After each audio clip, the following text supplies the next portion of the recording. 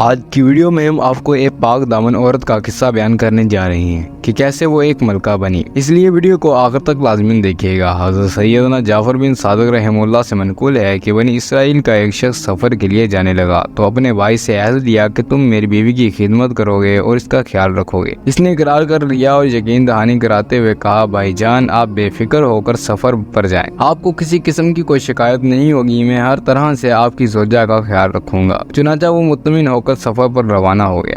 اس نے اپنے بھابھی کے ساتھ رہنا شروع کر دیا۔ عورت کے حسن و جمال نے اس کی آنکھوں پر غفلت کا پردہ ڈال دیا۔ وہ اپنی ہی بھابھی پر عاشق ہو گیا اور اپنے بھائی سے لیے ہوئے عہد کو توڑ کر اس کی بیوی کو اپنے ارادے سے آگاہ کرتے ہوئے گناہ کی دعوت دی۔ عورت پاک دامن اور باحیا تھی، اس نے انکار کر دیا۔ جب بدبخت دیور کو اپنی کوشش میں تھکاوٹ ہونے لگی تو دھمکی دیتے ہوئے کہنے لگا، اگر تم نے میری بات نہیں مانی تو میں تمہیں ہلاک کر دوں گا۔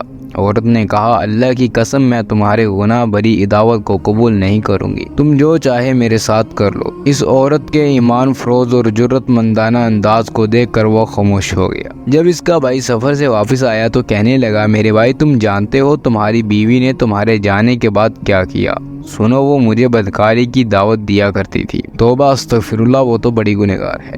اس نے تمہارے جانے کے بعد پتہ نہیں کیا کیا برے کام کیے ہیں۔ بھائی کی یہ بات سن کر اسے بڑا ہی غصہ آیا۔ اس نے کہا، جانتے ہو کہ تم کیا کہہ رہے ہو؟ اس نے کہا، ہاں میں سوچ کر کہہ رہا ہوں اور مجھے اپنے ساتھ برائی کرنے پر مجبور کر رہی تھی، لیکن میں نے آپ کی عزت کا پاس رکھا اور میں نے اس عورت کے ساتھ کوئی برائی نہیں کی۔ اب آپ دیکھ لیں کہ آپ کی بیوی کیسی گھٹیا عورت ہے۔ جب شوہر نے یہ بات اپنے بھائی سے سنی تو اسے اپنی بیوی پر جتنا بھی یقین تھا وہ سب کا سب ایک دم ختم ہو گیا۔ ظاہر ہے کہ وقت کیسا ہی کیوں نہ ہو، دل میں اگر بدگمانی کا بیج بو دیا جائے تو پھر یقینی طور پر کوئی انتہائی قدم اٹھا لیتا ہے۔ یہی وجہ تھی کہ اس دن کے بعد وہ اپنی بیوی سے ناراض ہو کر رہنے لگا۔ ایک دن اس نے اپنی بیوی کو کسی غلطی پر اس قدر مارا کہ وہ ادمری ہو گئی اور اسے دور لے جا کر پھینک دیا۔ اب جیسے کیسے وہ سڑک تک پہنچی، وہاں بس ایک آدمی گزر رہا تھا۔ جب اس نے سڑک پر ادموئی حالت میں ایک عورت کو دیکھا تو اسے اپنے ساتھ بٹھا لیا اور اسے اپنے گھر لے کر چلا گیا۔ اس کا خیال رکھا، اسے دوا وغیرہ کھلائی۔ جب اس کی طبیعت تھوڑی بہتر ہوئی تو اس نے کہا، تم کون ہو؟ کہنے لگی، میں فلاں جگہ سے آئی ہوں، میرا شوہر ابھی زندہ ہے، اس نے مجھے طلاق نہیں دی، ابھی بھی میں اس کے نکاح میں ہوں۔ اس آدمی نے اسے پیشکش کی کہ میری بیوی مر چکی ہے لیکن میرے 3 بچے ہیں، اگر تم چاہو تو میرے پاس رہو، مجھ سے نکاح، میں تمہیں اچھا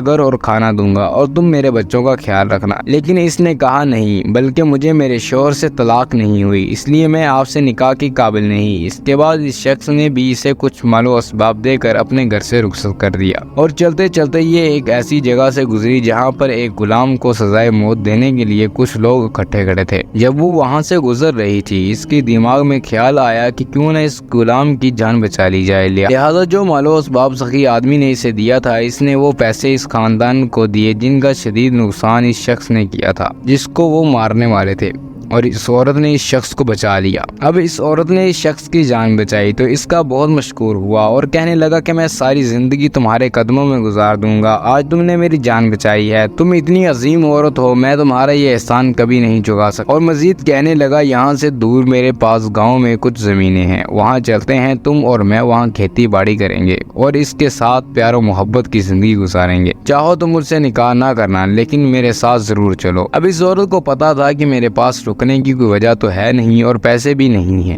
سب اسی پر لگا دیے ہیں، تو وہ اس کے ساتھ چلنے لگی۔ اب وہ دونوں کشتی میں سوار ہو کر دریا کے پار جا رہے تھے تاکہ اس کے گاؤں جا سکیں۔ اسی پاک دامن عورت پر اس کشتی کے اندر ایک اور شخص کی نظر پڑی۔ اس کا اس عورت پر دل آ گیا۔ اس نے کہا، یہ عورت کس کی ملکیت ہے؟ جس غلام کی اس عورت نے جان بچائی تھی، اس نے کہا، یہ میری عورت ہے۔ تو اس بندے نے کہا کہ تم ایسا کرو، تم مجھے اس سے بیچ دو۔ اس دوران وہ عورت سوئی ہوئی تھی تو اس بندے نے کہا، چلو ٹھیک ہے، تم مجھے اتنے دینار دے دو، میں تمہیں یہ عورت دیتا ہوں۔ اس طرح اس آدمی سے پیسے لے کر اس عورت کا سودا بھی ہو گیا اور وہ بندہ وہاں سے غائب ہو گیا۔ اب جب اس عورت کی آنکھ کھلی تو ایک کشتی پر سوار امیر آدمی نے کہا کہ چلو تم اب میری ملکیت ہو۔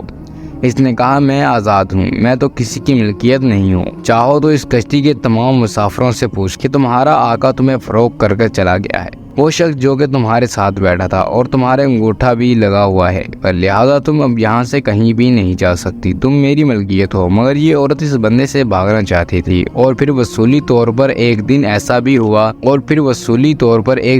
بھی ہوا کہ وہاں سے بھاگ گئی، اور جب اسے گرفتار کیا گیا کہ یہ فلاں کی غلام ہے اور باغی ہے تو اسے زندان کے اندر ڈال دیا گیا۔ اب جب یہ جیل خانے میں تھی تو مختلف لوگوں کو موقع ملتا تھا تو اسے زندان کے اندر ڈال دیا گیا۔ جیل خانے کے اندر سے جو لوگ تیز ہوتے تھے وہ بادشاہ کی مدد کریں۔ امور سلطنت میں پھر اس کے پاس جب یہ موقع آیا تو اس نے بادشاہ کی مدد کی، اور بادشاہ کو عورت بہت ذہین لگی۔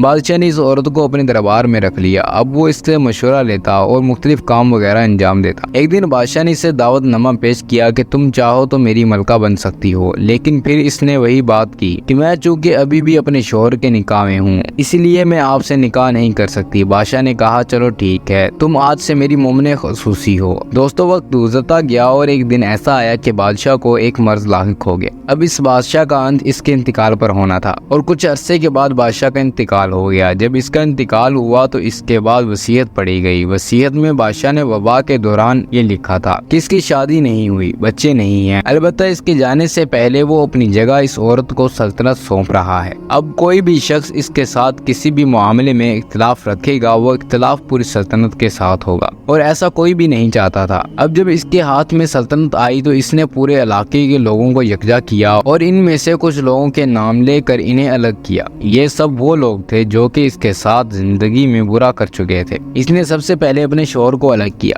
اس کے بعد اس کے بھائی کو الگ کیا، پھر اس شخص کو الگ کیا جس نے پیسے دے کر اسے دھتکار دیا تھا، اور پھر اس نے اس شخص کو الگ کیا جس کی اس نے جان بچائی تھی اور اسے بیچ کر چلا گیا، اور پھر اس شخص کو الگ کیا جس نے پیسے دے کر ایک آزاد عورت کو غلام کے طور پر خرید لیا تھا، اور اس نے ان سب کو بتایا کہ تم جانتے ہو کہ میں کون ہوں۔ وہ سب اسے جاننا شروع ہو گئے کہ ہاں ہم جانتے ہیں۔ پھر اس نے سب کے سامنے ایک ایک بات بیان کی، پھر اس نے باری باری سب کو سزائیں سنائی۔ دوستوں عورت کو ہمیشہ پیس کر رکھا گیا ہے۔ اس معاشرے میں کبھی بھی عورت کو عزت نہیں دی گئی، لیکن اس کا مقصد یہ نہیں کہ ہر مرد برا ہے۔ اب آپ بادشاہ کو ہی دیکھ لیجئے جو اس عورت کے اصل نگینے کو پہچان گیا اور اپنی پوری سلطنت اس کے حوالے کر دیا، اور پھر تاریخ کے حوالے سے مورخین کہتے ہیں کہ وہ سلطنت دن دگنی اور رات چگنی ترقیاں کرتی رہی جب تک کہ یہ ملکہ وہاں پر راج کرتی رہی۔ بعد میں اس نے ایک نیک دل انسان سے نکاح کر لیا کیونکہ اس کا شوہر مر گیا، اب وہ بدوا ہو چکی تھی۔ پھر اس کے بعد اس کے کچھ بچے ہوئے جنہوں نے سلطنت کو آگے بڑھایا۔ امید ہے کہ آج کی ویڈیو آپ کو بہت اچھی لگی ہوگی۔ اگر ویڈیو اچھی لگی تو لائک کر کے ہمارے چینل کو سبسکرائب کر دیں اور بیل آئیکن کو کلک کر دیں تاکہ آپ کو ہماری نئی آنے والی ویڈیو کا نوٹیفیکیشن ملتا رہے۔ اگر زندگی رہی تو ایک اور ویڈیو کے ساتھ انشاءاللہ حاضر ہوں گے۔